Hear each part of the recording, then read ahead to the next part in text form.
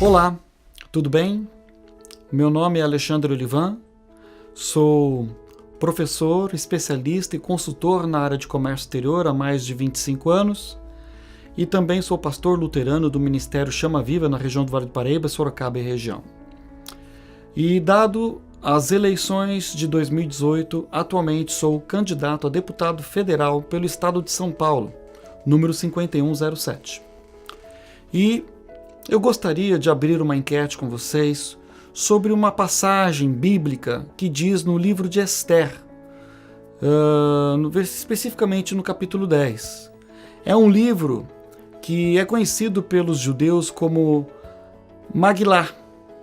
É um livro que conta a justificativa da festa judaica chamada Purim. Por isso que esse livro é extremamente verdadeiro e extremamente poético e que traz uma reflexão profunda a todos nós que somos cristãos. Houve um homem chamado Mardoqueu, que era conhecido como Marduk, né? Na época do governo, no fim do governo de Dario I e do início do governo Xerxes I, que é o rei Assuero, em Suzã, na região da Babilônia. Era a época da história do Medo Persa, né? E está relatado no livro de Esther e também confirmado no livro de Esdras e de Neemias, que fala sobre a história da rainha Esther, que era uma judia que estava cativa e se tornou rainha e ajudou muito o seu povo. E ela tinha um tio que se chamava Mardoqueu, e ele foi um homem que trouxe grandes novidades para o seu povo no que tange a luta pela sua sobrevivência do seu povo, a luta pela dignidade do seu povo.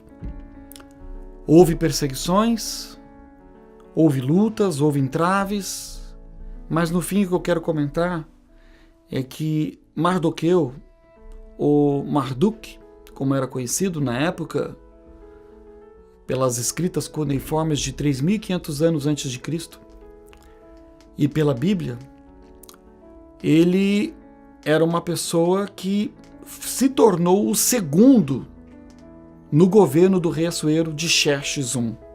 Ele se tornou o segundo. E eu gostaria de ler com vocês aqui em livro de Esther, capítulo 10, no versículo 2 e 3, que diz assim: quanto a todos os atos do seu poder e do seu valor e a narrativa completa da grandeza de Mardoqueu com que o rei o exaltou, porventura não estão escritos nos livros dos anais dos reis da Média e da Pérsia? Pois o judeu Mardoqueu foi o segundo depois do rei Assuero, e grande entre os judeus e estimado pela multidão de seus irmãos, porque procurava o bem-estar e a prosperidade do seu povo e falava pela paz de toda a sua nação. É isso que me mexe, é isso que me comove, é isso que me impulsiona a estar aqui falando com vocês diante dessa câmera, coisa que eu nunca fiz na minha vida. É o resgate de um Brasil melhor, é o resgate da dignidade de todos os cidadãos brasileiros, o fim dessa corrupção, onde vocês possam realmente valorizarem pessoas novas, com capacidade profissional, acadêmica, pessoas de caráter, pessoas que têm princípios cristãos, valores de família, que possam realmente amar a bandeira do nosso país e trabalhar como Mardoqueu trabalhou pela sua nação judaica, trabalhar pela prosperidade da sua nação, trabalhar pela dignidade da sua nação, pelo bem-estar de sua nação, trabalhar pela paz da sua nação. Ele era muito estimado no meio do seu povo, principalmente depois que ele se tornou o segundo no governo do rei Assuero, Xerxes I, no Império Persa. Por que ele era estimado?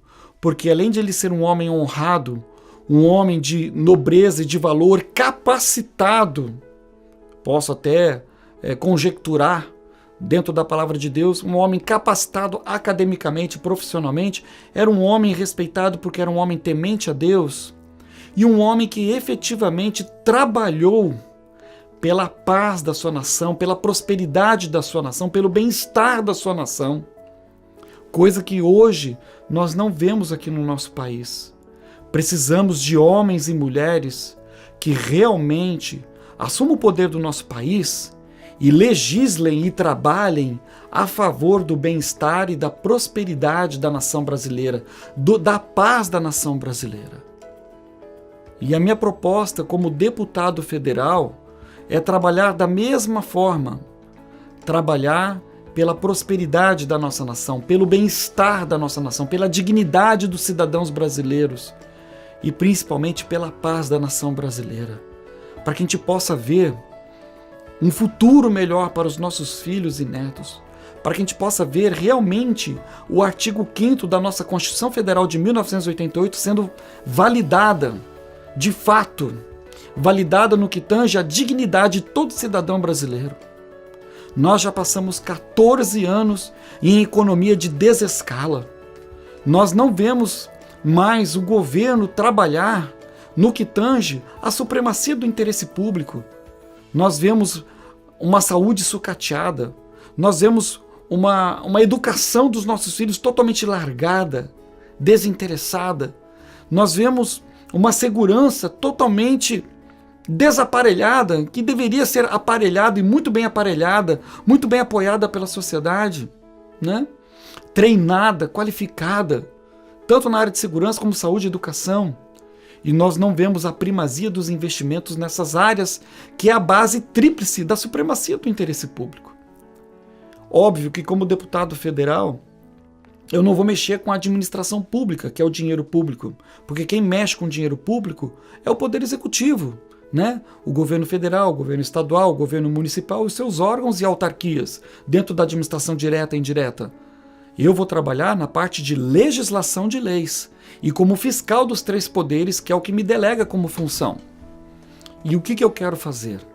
Eu quero legislar a favor da supremacia do interesse público que está abandonado há 14 anos. Eu quero ver escolas funcionando, eu quero ver qualidade na educação, eu quero ver as crianças tendo qualidade no ensino público para que elas possam se formar e se tornar verdadeiros profissionais e técnicos de sumidade, de profundidade em suas áreas, que venham fazer diferença no nosso país. Eu quero ver leis, quero legislar leis que obriguem o Poder Executivo a realmente dar primazia nos investimentos da educação, da saúde e da segurança, mas principalmente da educação, porque a cultura é tudo. Porque se você não dá cultura para o seu povo, ele não sabe nem requerer os seus próprios direitos, muito menos conseguir cuidar da sua própria vida, porque aquela velha história que diz assim, não dê o peixe para a pessoa, dê a vara para ela pescar. É isso que tem que ser feito. O governo tem que dar a vara para pescar, não dar o peixe. Então, eu quero trabalhar desta maneira, legislando a favor da supremacia do interesse público. A principal proposta minha é trabalhar na educação de qualidade e no fomento da infraestrutura econômica do nosso país, porque está deixando o nosso país de 30% a 40% improdutivo. Precisamos investir em portos, aeroportos, em estradas, rodovias, ferrovias que não têm investimento nenhum. Precisamos fomentar a economia e precisamos dar educação de qualidade para as nossas crianças, porque elas são o futuro da nossa nação. E claro, quero trabalhar também em todas as áreas da supremacia do interesse público, que diz com relação à parte de saúde, que diz com relação à parte de segurança, mas o meu trabalho vai ser direcionado muito forte para a educação das nossas crianças e pela economia de escala do nosso país, fiscalizando o Poder Executivo, cobrando dele que ele venha fazer aquilo que é necessário para o bem-estar, para a prosperidade e para a paz da nossa nação brasileira. Eu quero ser mais um dentro do Congresso Nacional, fazendo a diferença como Mardoqueu, o judeu Mardoqueu fez na época do governo Medo-Persa, no final de Dário I e no começo de Xerxes I, do rei Assuero. Eu quero fazer a diferença, eu quero trabalhar realmente pela paz, pela prosperidade e pelo bem-estar da nação brasileira. Então eu quero contar contigo, povo cristão, povo de Deus, pessoas de bem, de caráter, que quer mudança neste país, que quer que realmente o nosso país mude para melhor. Eu quero contar com o seu voto, com a sua ajuda e com o seu apoio. Muito obrigado. Deus abençoe. Feliz é a nação cujo Deus é o Senhor. Deus abençoe. Um forte abraço.